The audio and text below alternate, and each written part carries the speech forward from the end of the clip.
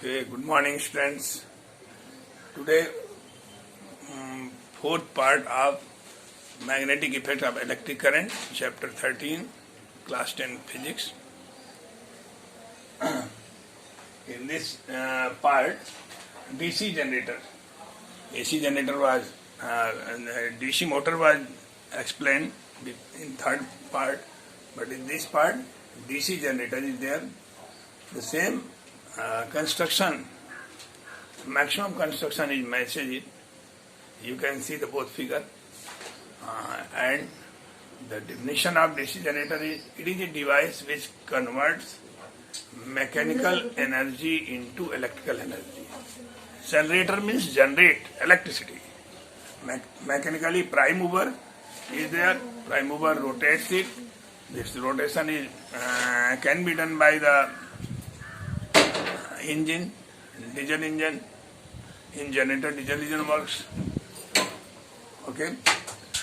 Any prime mover may be either wind or other prime movers we can use. In train, in wheels, there is when wheel rotates, it generates electricity and charge the battery of the coaches. So no problem. The prime mover is engine or wind or any wheels, maybe. But when prime mover is rotates, prime mover means the axle. Axle is rotates. The axle is situated between two opposite poles of magnet, and this axle is wound. This wounding is known as field coils. Field coil rotates between the two opposite poles of magnets, and due to interaction of these two magnetic field lines, one magnetic field line is there in the axle, and another, the opposite poles are there. When it is rotates, the field coils are cut by the north pole and south pole magnets. Hence, electricity is produced.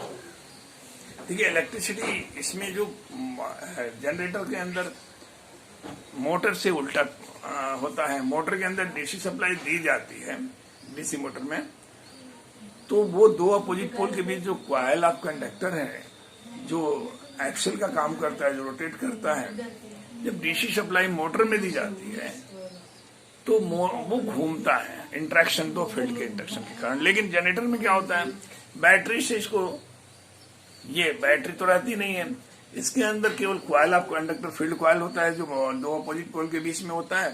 Opposite pole का भी अपना 2s flux जाती हैं, और जब ये flux इस coil of conductor के जो फील्ड कॉइल है जो उसके बीच में घूम रहा है, रोटर जिसको कहते हैं, तो रोटर के अंदर जो कॉइल है वो कॉइल उस मैग्नेटिक लाइंस ऑफ फोर्स को कट करता है, और जिससे उसमें एक इलेक्ट्रोमैग्नेटिक इंडक्शन प्रोड्यूस हो जाता है. इलेक्ट्रोमैग्नेटिक इंडक्शन प्रोड्यूस होने के कारण इसमें इलेक्ट्रिसिटी जनरेट हो जाता है, और ये इलेक्ट्रिसिटी जो जनरेशन होता है वो यहाँ जी जो दिखाया गया है, यहाँ ये सोर्स से आप बल्ब जला सकते हैं, या बड़ा होगा तो अदर सोर्सेज के लिए बैटरी को चार्ज कर सकते हैं, या अदर डीसी सप्लाई दे सकते हैं. तो ये डीसी सप्लाई का छोटा सा सिंगल कॉइल का दिखाया गया है. ऐसे बहुत सारे कॉइल होते हैं, उसमें जो कम्यूटेटर पर लगे रहते हैं, और उतने टाइम्स इलेक्ट्रिसिटी जो जनरेट करता है, और इस तरह हमको आउटपुट को जी जो 2 पॉइंट है प्लस माइनस यहाँ से मिलता है. Okay. DC generator, coil is a rectangular coil is there between the two opposite pole of magnets.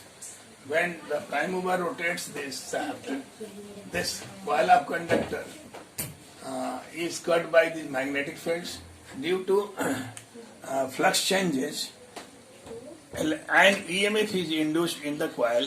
This EMF is produce electric current in this circuit, which is obtained by this plus and minus point from this carbon brush. हम देख सकते हैं इसको Michael Faraday ने इसको जब खोज किया था इलेक्ट्रोमैग्नेटिक इंडक्शन का, तो उसका मैं यहाँ पर बताना चाहता हूँ। एक बार आप समझ लीजिए इसको, कैसे इलेक्ट्रिसिटी जनरेट होता है। सिंपल इंस्ट्रूमेंट माइकल फैराडे का ये है इलेक्ट्रोमैग्नेटिक इंडक्शन का। ये गैल्वेनोमीटर है और यहाँ से ये कॉइल ऑफ कंडक्टर है। ये मैग्नेट, एक मैग्नेट जो है एन और एस पोल मैग्नेट लिया गया, इसको हम बोलते हैं इलेक्ट्रोमैग्नेटिक इंडक्शन। अभी मैं इसको बताऊंगा, लिख दूंगा आपको, पहले आप समझ लीजिए इलेक्ट्रोमैग्नेटिक इंडक्शन क्या है। जब मैं कोई परमानेंट मैग्नेट को किसी कॉइल ऑफ कंडक्टर के पास लाते हैं तो मैग्नेटिक लाइंस ऑफ फोर्सेज इसमें इंसर्ट होती हैं। मैग्नेटिक लाइंस ऑफ फोर्सेज जो यहाँ से निकलती हैं और एस पोल में जाती हैं, एस पोल में वापस आती हैं, ये इसके अंदर वापस लौटती हैं, लेकिन इसमें से इंसर्ट होती हैं। जब इंसर्ट होती हैं उस समय इसके अंदर जो कॉइल के अंदर जो फ्री इलेक्ट्रॉन्स हैं उसमें मोशन हो जाता है। फ्री इलेक्ट्रॉन्स को मोशन करा देती है। मोशन करा देने से जब फ्री इलेक्ट्रॉन्स मोशन करते हैं मतलब चार्जेज मोशन में आ जाती हैं। चार्जेज मोशन में आएंगे तो करंट फ्लो होगा और वो उसमें एक EMF electromotive force due to flux change, flux inserting in the coil, electromotive force is induced in the coil. और ये इलेक्ट्रोमोटिव इंडक्शन के कारण ही इसी सिद्धांत पर ये डीसी जनरेटर बनाया गया और ये कंटिन्यूअस चेंज होता है और ये स्प्लिटरिंग जो ये है उसको यूनि डायरेक्शन में करंट एक डायरेक्शन में देता है। ऐसे आप इधर करते हैं सिंपल। माइकल फैराडे ने जो इस एक्सपेरिमेंट को किया था, इसी एक्सपेरिमेंट को किया था, उन्होंने सोचा था कि जब इलेक्ट्रिक करंट फ्लो हो रही है तो उसके चारों तरफ मैग्नेटिक फील्ड बन जा रहा है। ये करंट जा रही है तो इसके चारों तरफ मैग्नेटिक फील्ड जो है कॉन्सेंट्रिक मैग्नेटिक फील्ड बन जाता है। तो मैग्नेट में भी तो मैग्नेटिक फील्ड है, तो उस मैग्नेटिक फील्ड से हम करंट क्यों नहीं बना सकते हैं। इसके लिए इन्होंने इस एक्सपेरिमेंट को लिया और 1 साल तक एक्सपेरिमेंट को किया। लास्ट में उनको सफलता मिली। उनको पहले तो ऐसे रखते तो करंट नहीं फ्लो होता था इसमें, इससे रखने पर, लेकिन बाद में जब एक बार जब मोशन कराएं तो इसके अंदर जब मैग्नेट अंदर गया तो मैग्नेटिक लाइंस ऑफ फोर्स अंदर घुसी तो उसमें करंट एक डायरेक्शन में फ्लो हुआ, फिर बाहर निकालने पर अपोजिट डायरेक्शन में करंट फ्लो हुआ। तो इस तरह से माइकल फैराडे को पता चल गया कि तभी करंट फ्लो होगा जब उसमें फ्लक्स इंसर्ट करेंगे। Flux mean magnetic lines of force या तो अंदर मोशन में आ जाएंगी या उसमें से निकलेंगी, तभी करंट पैदा होगा। और इसको एक जनरेटर का रूप उन्होंने दिया और इसके अंदर कंटिन्यूअस, देखिए जब ये घूमता है तो मैग्नेटिक लाइंस ऑफ फोर्स को कट करता है। ये इंसर्ट होती है, एक बार पैरेलल हो जाता है कॉइल, फिर 90 डिग्री पे होता है।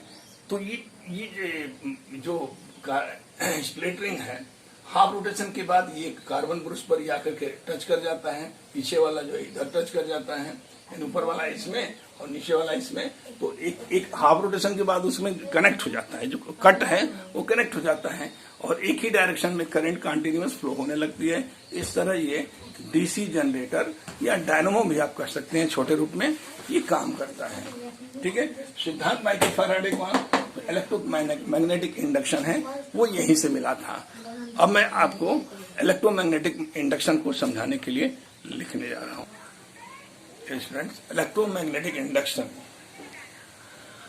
when a coil of conductor and magnetic field does relative motion and EMF is induced in the coil. This phenomena is known as electromagnetic induction. यहाँ फिगर में देखिए, ये कॉइल ऑफ कंडक्टर है जिससे गैल्वेनोमीटर जुड़ा हुआ है। गैल्वेनोमीटर मिली एम्पियर तक करंट को मेजर कर सकता है। और ये मैग्नेट है, मैग्नेट का नॉर्थ पोल इसके तरफ हम अंदर की तरफ ले जा रहे हैं, इंसर्ट कर रहे हैं। तो मैग्नेटिक लाइंस ऑफ फोर्सेज इसके अंदर मोशन में आ जाती हैं, ये मूव करती हैं तो मोशन में आती हैं। जब मोशन में आती हैं तो इसके अंदर फ्री इलेक्ट्रॉन होते हैं, फ्री इलेक्ट्रॉनों को मोशन करा देते हैं, इसलिए एक डायरेक्शन में करंट इसमें फ्लो होने लगता है। इस ये ईएमएफ प्रोड्यूस हो गया क्योंकि मोशन के कारण जो मैग्नेटिक लाइंस ऑफ फोर्सेज हैं वो फ्री इलेक्ट्रॉनों में मोशन पैदा कर देती हैं और इस मोशन के कारण उसके अंदर एक करंट चार्जेस फ्लो होने लगता है। चार्जेस फ्लो मतलब करंट फ्लो का मतलब उसमें ईएमएफ इलेक्ट्रोमोटिव फोर्स जो लग गया, जो इलेक्ट्रिसिटी को जनरेट कर दिया। इसी सिद्धांत के आधार पे डीसी जनरेटर माइकल फैराडे ने बनाया, और ये बहुत बड़ा इतिहास का बहुत बड़ा खोज है। जो करंट इलेक्ट्रिसिटी हमको मिला, क्योंकि ये मैक्सिमम जो हमारे वर्क्स हैं वो करंट इलेक्ट्रिसिटी से रिलेटेड हैं, और दुनिया का जो जितने भी इलेक्ट्रॉनिक्स है उसका मदर करंट इलेक्ट्रिसिटी है। बिना इलेक्ट्रिसिटी का वो चल नहीं सकता, इसलिए पहले ये खोज ही इलेक्ट्रॉनिक्स को भी जन्म दिया। बहुत बड़ा इतिहास का अपने आप में एक मील का पत्थर साबित हुआ। Okay students, electromagnetic induction, you can listen once again also. When a coil of conductor, जब किसी भी कॉइल ऑफ कंडक्टर को आप मैग्नेटिक फील्ड में मोशन कराएंगे, एक डायरेक्शन में ले जाएंगे तो करंट एक डायरेक्शन में लेगा, पीछे लाएंगे तो फिर निकलेगी तो दूसरे डायरेक्शन में करंट पैदा होगा। इसी फिनोमेना को इलेक्ट्रोमैग्नेटिक इंडक्शन कहते हैं। Okay, thanks.